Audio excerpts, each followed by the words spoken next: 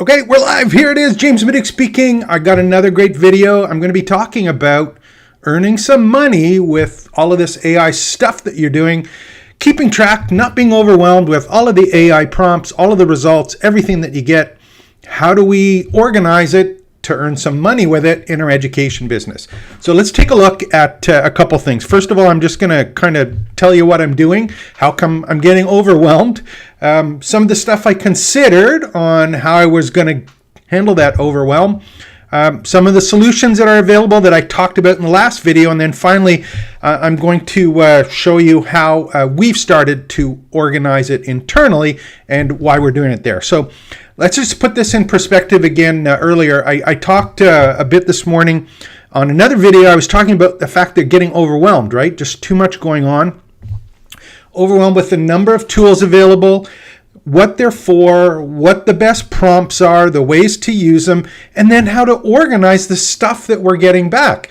It's a complete, I want to say a bad word, but it's an absolute mess when we're trying to keep track of this. And again, my big focus on all of this and what I believe to be important is if you're going to earn money with AI tools, and specifically in the education business, building out your campus, selling your courses, getting your training site going, it's your ability to curate your content, and the processes that content gets applied to is the real goal to be able to share with people and to generate some revenue from. So here's what's happening. We're using a number of tools, and the ones I'm going to focus on, of course, are ChatGPT and the newer version of one called Claude AI, which I can't remember who it's by, but they're the two big ones anyway to focus at. When it comes to general AI tools, they're kind of the granddaddies or the grandparents or the big show that everyone kind of focuses to. All of the other tools often use them as the underlying framework of them and just bring a way to manage prompts to it to get a particular goal, whether it be generating graphics or writing emails or creating course mind maps. So all of these things are being used by ChatGPT, and we do that. We use both those tools. Now, we're getting good at prompts specifically for the course materials and the content that our business creates. So that's great. But all of our research is done there, whether it be specifically for course content, for generating marketing content, for doing research for ourselves and all our clients. We're building out tons and tons of research and content that we're organizing or curating and either presenting to our clients and or our clients' students or customers to get this all done. And it's really hard to keep track of it. Now, one thing's happened with one of the other tools that we just started using again was Claude. And again, if I pronounce that and I'm butchering it, my apologies. But the one thing that they've been able to do, which is really interesting, and I'm going to be delving in on some other courses or some other videos, is this whole idea that that particular tool allows you to create, I think they're calling it pages, but basically it's grouping together past chats in groups. So that's going to allow us to do things, for example, with a client or with a particular course that we can go back and forth and keep all of the prompts and stuff that we do in context, which is far harder in just using ChatGPT by itself right now. So we're creating all this content. There's tons and tons of research, tons and tons of marketing material, and some of it is inbound or internal stuff. Some of it is external. Some of it is for our business. Some of it for our clients' businesses. So we got all this crap going, and it's hard to keep track of it, overwhelmed, so we had to look for a tool. So the second thing is, what do you do in terms of business models, right? It's one thing to know that you're overwhelmed, and most people would jump right to what's the solution, which I hinted at in the earlier video about the three solutions that there really are. But I want to tell you why you're missing a step, or what another step you might want to consider that you're doing that. What am I talking about? Your business model. So here's why that's important. I just mentioned that we have content that we're creating and curating that is internal for our own company.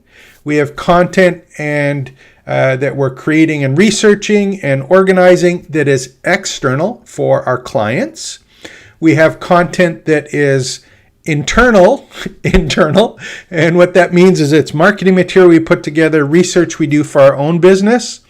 So that's there. And then we also have the outbound marketing material that we create, whether it be social media posts or emails or any of the research for keyword search and building out the topical authority maps and avatars, all of that stuff.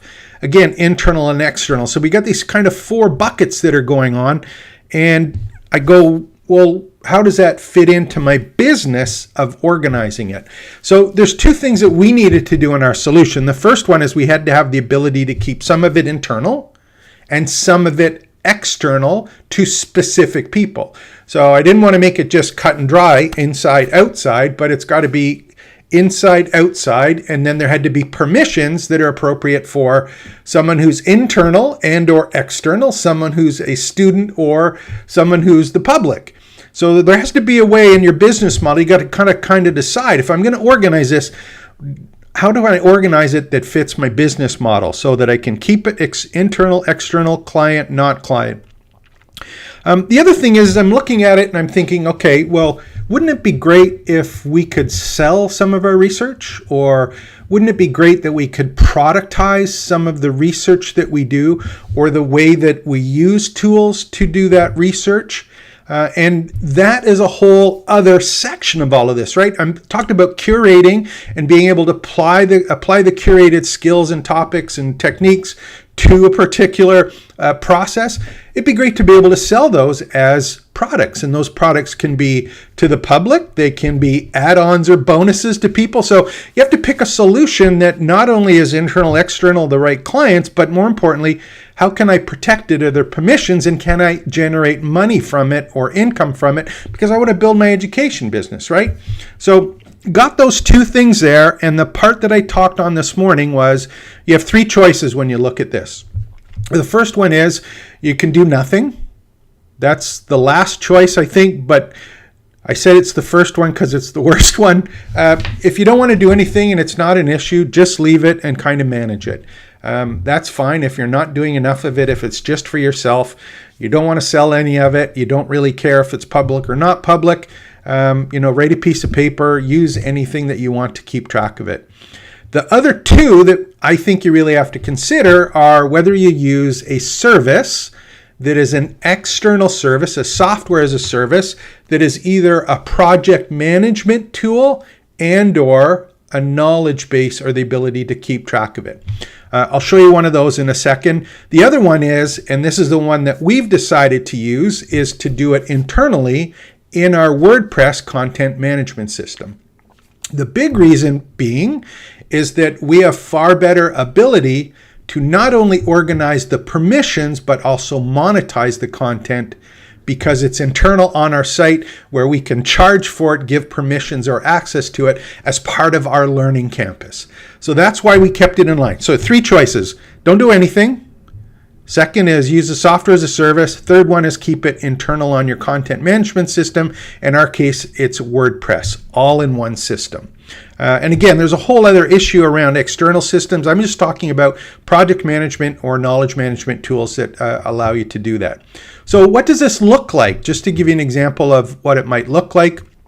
What I've done is I've got a site open. It's our Notion site. Again, notion.so. And again, I'll put all the links below to these as well. But this one is a content I guess it's a knowledge management base, but it's also a project manager. So it allows you to basically keep track of all of the content in your business, organize it, some of the tasks, things that you're doing in terms of the projects, whether they be internal or external. It does have things allowing permissions that are either for your customer, for people internally. And I'm not entirely sure. I don't know if I didn't look at it closely enough, or I haven't used it enough to know. Is it something that you can monetize within Notion or externally? through some other shopping cart system, I think it can be done, but it's not integrated. So here's an example of what that might look like when you're playing around with that. Let me just go to another version so you can see the left-hand screen here. So here's an example in Notion in one of our training sites, the one that we opened up, we were looking at. We were looking, for example, keeping track of a viral YouTube video template that we generated with ChatGPT, and we've started to organize, and you can see that we've got a template that we use on a regular basis or putting it together. There's a listing of all of the different things that we can keep track of or play around with here, and we can create templates and stories and all sorts of stuff that are there and give some examples of them. So these turn out to be standard operating procedures, but it ends up being a base of information that we can use internally or externally. So this is something, or a track to follow, right? A template internally, not just the text, but examples of how it gets used as part of our business, and it gets organized and added to this. And there's a number of templates available that are specific to tasks, like keeping track of ChatGPT prompts or AI prompts. And then having to take the prompts, and then do the research and keep it in organized. So you can do it using a tool like this that is external from your WordPress site or your campus. And remember, I'm looking at it from the perspective of a campus, right? I want you to build a training site, a training business, an education business where there's courses and you're selling information or solutions that you've put together or for people to teach them the skill and or provide them the steps to that particular transformation. Now, the other one that you can do is you can take a look and say, okay, well, what happens if I want to do that internally?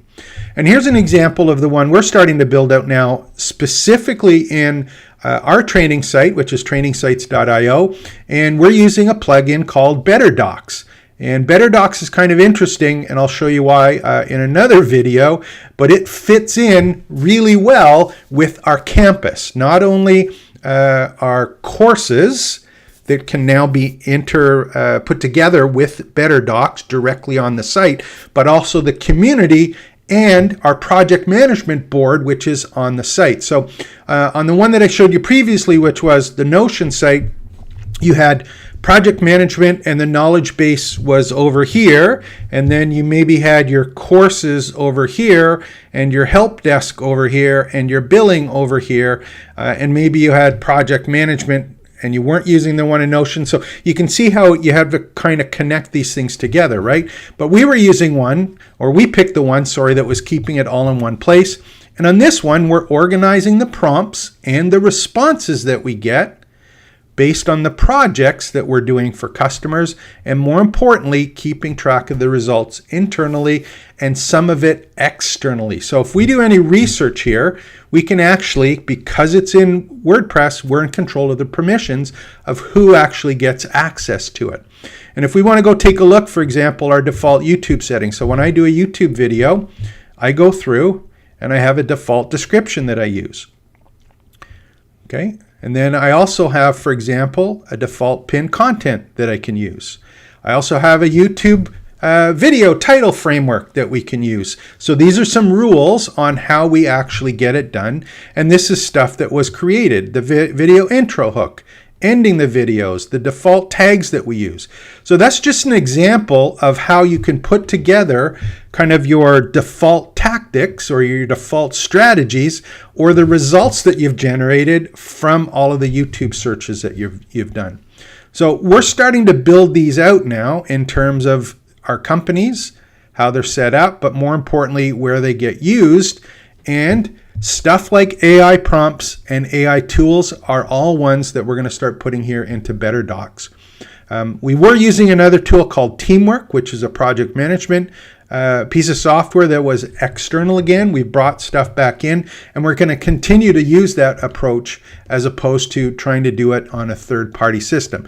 The big reason over and above this is it fits into our business model better, and it allows us to keep everything in one place that we control, and we have a lot more flexibility on how it gets managed. So when you're doing your AI stuff, when you're feeling overwhelmed, pick a tool, whether a software as a service like Notion, and or the one we're using, Better Docs, within your WordPress site. I'll go over in another video. There's a whole bunch of different options. I just showed you or mentioned 2 of them, but you've got to get some kind of system or standard operating procedure to be able to handle these for your education business. How are you going to keep track of the content for your course? How are you going to keep track of the prompts that work best or don't work best? How are you going to keep track of the tools that you're using? All of this has to be put into some kind of system and managed in a way that makes it easy for you to start, build, and grow your education business, but more importantly, earn some money from it. I think this is a huge opportunity for people. All of this AI stuff, but your ability to curate, manage, and represent this in a way that helps people is something that we can all take advantage of. So I hope you enjoyed this. Like and subscribe to the channel. Visit trainingsites.io. And by the way, if you don't want to learn how to do this stuff all by yourself, that's our business, is we actually do this for you. So if you need help doing the research, we can do that for you. If you need help actually figuring out, hey, how do I create a course, and can you help me create a course? We'll do it for you and with you. We'll also build your training site and manage your training site. And in fact, we'll actually help you market your campus and your education business as well. So take care, expect the best. We'll see you again soon when we do another video. I'm doing these every day now. There's so much going on, just trying to keep track of everything and make sure that we can get the information to you to help you build your business. This is James Maduke speaking, trainingsites.io. Take care and expect the best.